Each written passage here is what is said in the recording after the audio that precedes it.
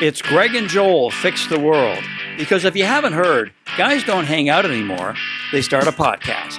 While they're at it, they're fixing the world and solving every problem you've ever had. Welcome to the show.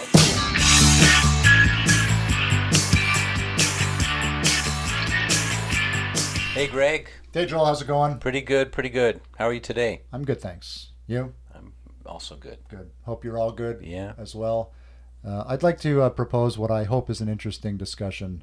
I thought we can have a little friendly competition, being which one of us hates social media more? I would say it's me. No, I think nothing against YouTube and whatever platforms are carrying. We love this, YouTube because those are obviously sacred and important. But in general, I think I am actually sickened and nauseated by social media. And if I had to pick one, I think you know which one I'm going to say is the absolute worst. It would have to be LinkedIn, because that is the place where souls go to die. I think the souls are dead. It's the undead It's there. the undead. And they're just trying to recruit us into their world. Yeah. Eat our brains. It's like drowning in corporate Kool-Aid. You know what that reference, right? That there was some cult. What am I trying to say? Jim Jones. What happened there? Jim Jones was a cult leader somewhere in the United States in the 70s, 1970s. Yeah. And he was getting a lot of heat for his cult, and he took it to Guyana. Yeah. And all his followers went with him, and the FBI was after him. Yeah. And they followed him there. And just before they were about to arrest him, he forced all his followers to drink poisoned Kool-Aid. Yeah. Hence the expression drinking the Kool-Aid. It just means following blindly, basically. Yeah. Now, when they drank the Kool-Aid, did they know that drinking the Kool-Aid was a bad idea? No. But the thing is, it was given to them, and they knew they had to, so drinking the Kool-Aid was the right thing. I don't think they knew it was poisoned. Right. I could be wrong. I don't think they knew. Right, but the expression drinking the Kool-Aid just means you're just following blindly. You're following along regardless of the consequence. Exactly. Because in this case, they had the ultimate bad result. And in some cases, you are happy to do so. You are following no matter what the result, and you are doing it quite willingly. Yes. So LinkedIn is a place where people, I believe, are drowning in Kool-Aid or drunk on Kool-Aid. All of the above. It is just a tidal wave of nauseating corporate Kool-Aid where I don't know what kind of game people are playing. I played it myself, where there's these pseudo helpful life lesson articles.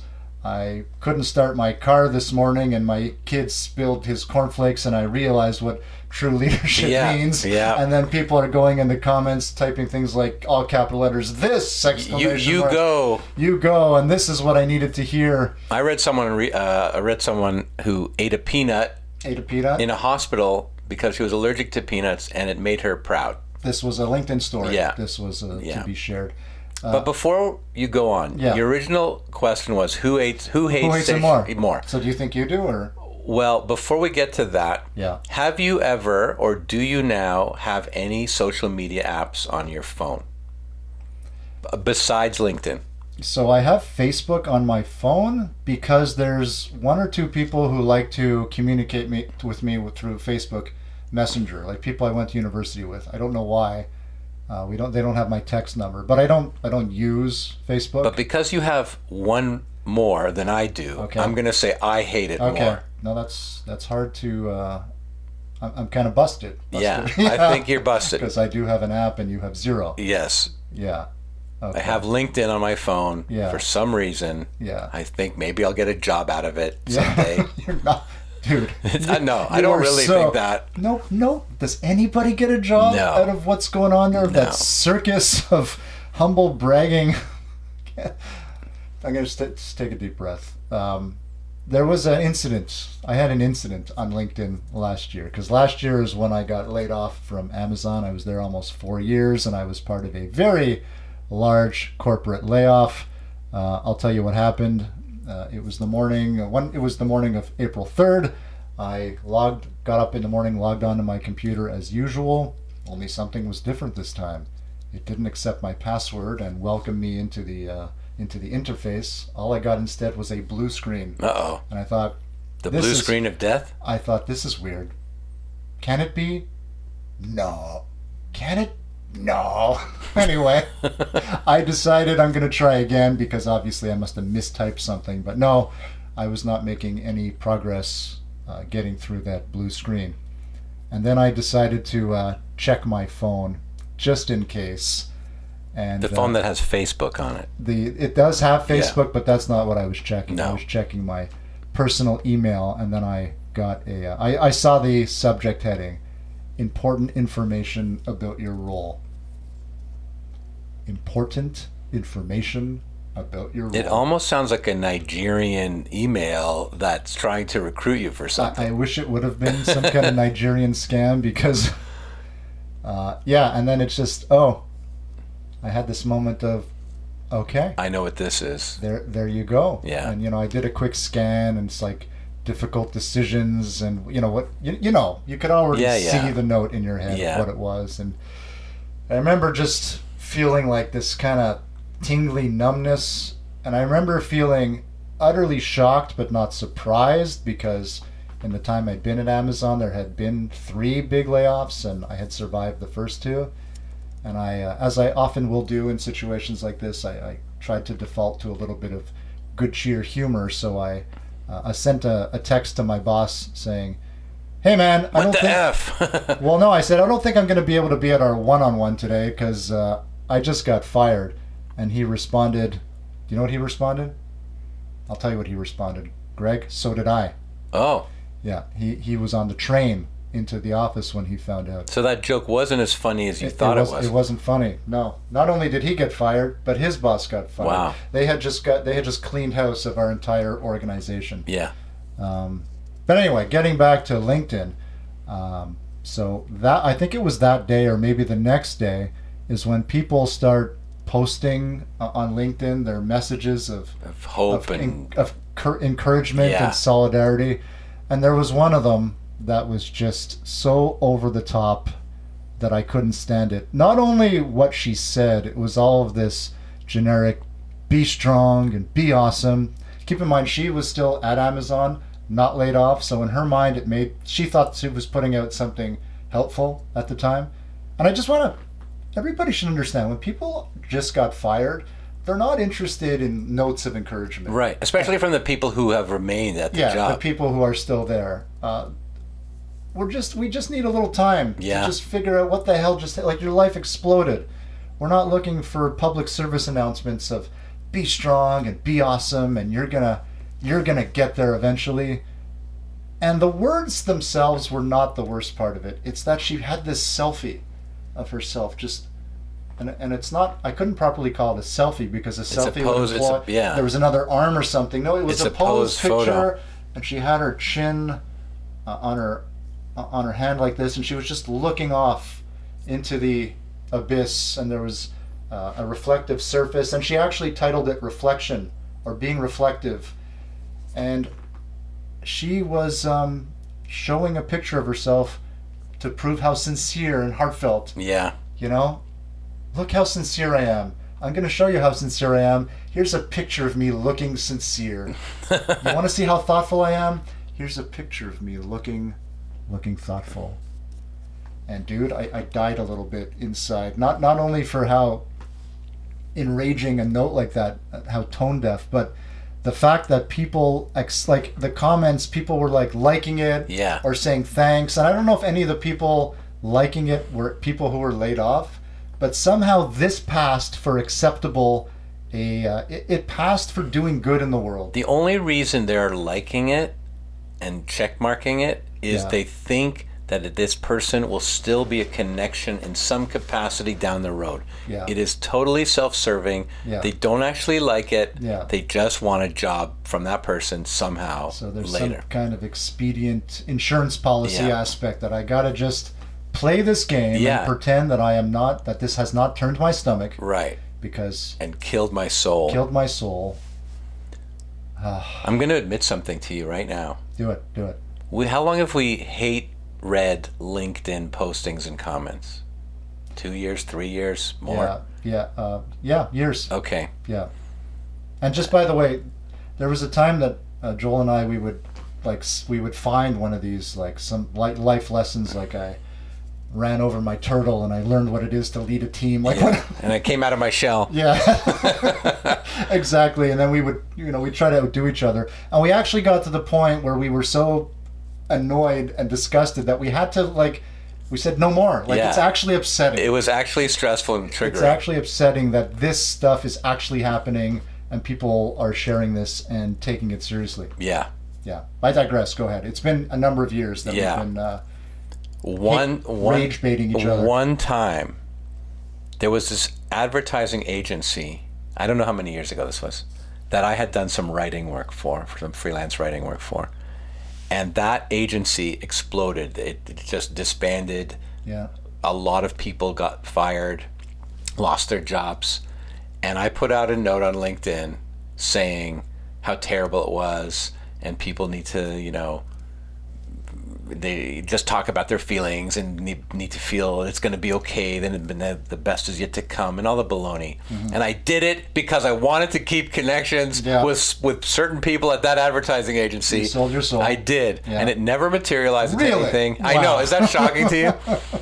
I've never admitted that in all our hate reading of these things. So I felt I had to get that off my chest. Yeah. Okay. And of course it doesn't work, and that's the only reason people do it. Yeah. And the unfortunate thing is that LinkedIn used to have some power to it. Apparently it was a job site. And a networking opportunity. It was a professional networking site apparently back in the day. But for some reason, politics came into play. I read political messages all the time. Oh, yeah. People's family lives come into play. Yeah. Their kids going off to college. Yeah. I don't know how it morphed into that. Yeah. But that's what it is now. Yeah, that's what it is. And then there's the humble brag part of it, which is I'm proud to announce that I've been promoted to, I'm humbled and honored. Yeah. Yeah. So there's so many layers to it now. Humbled and honored in the same sentence. So why is that even allowed? Yeah. Yeah. So it's everything now. Yeah. Yeah. Yeah. And you can pay for premium if you like and just see who's looking at your profile, because it's become an ex-boyfriend or girlfriend stalking site or something like that. So I actually tried a little experiment recently, and as you know, so much of it now is being written by AI. So it's not even humans. Yeah, it's robots talking to robots. Yeah, I think people are having AI auto-generate posts, and I think you can have AI write comments. So it's basically AI talking to AI a lot. Yeah. But I tried an experiment. I created a comment that I thought could fit under any post. It was like the one-size-fits-all comment. And I don't remember the exact wording, but it was something like, I really needed this today. Yeah. You've inspired me and showed me, whatever it was. And I would just drop that under so many posts, and nobody ever realized the joke. Right. Like they would like it or they would comment on my comment. And that made me even more sad. The fact that this works so well. Yeah. Does nobody realize I'm just raging at the system by creating by just answering the nonsense with more nonsense? Why does nobody notice this is nonsense? I think that's part of drinking the Kool-Aid is you start to forget you can't see what reality is. Yeah.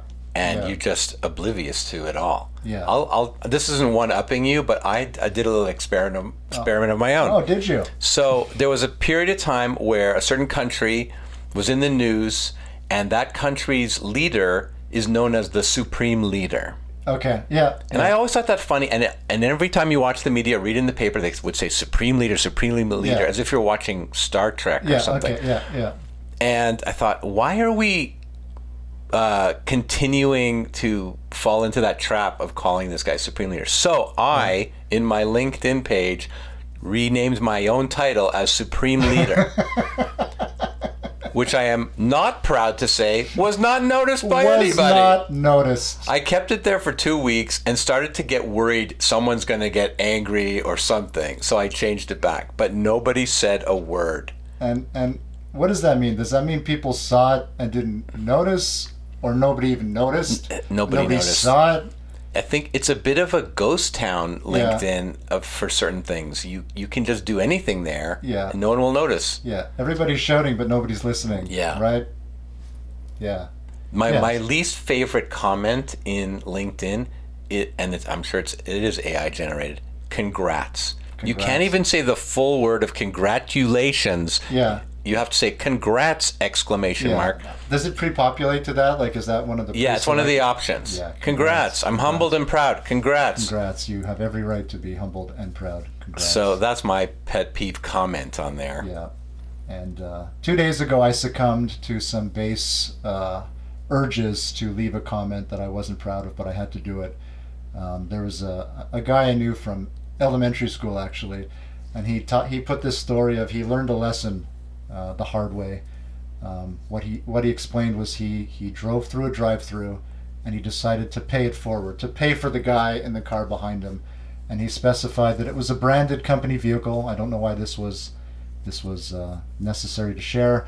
And then what happened is, as he pulled away after he paid for the people behind him, or the guy, I don't remember, the guy pulled up back to his car, the guy who he had just treated to whatever the coffee, and threw money at him. Wasn't interested in the gesture. And the lesson that felt it was an affront of some kind. Somehow, yeah, he was insulted. I don't remember, but then the big lesson was number one. There's a lot of lessons here. If you're going to do something nice for the guy behind you, make sure you talk about it on LinkedIn.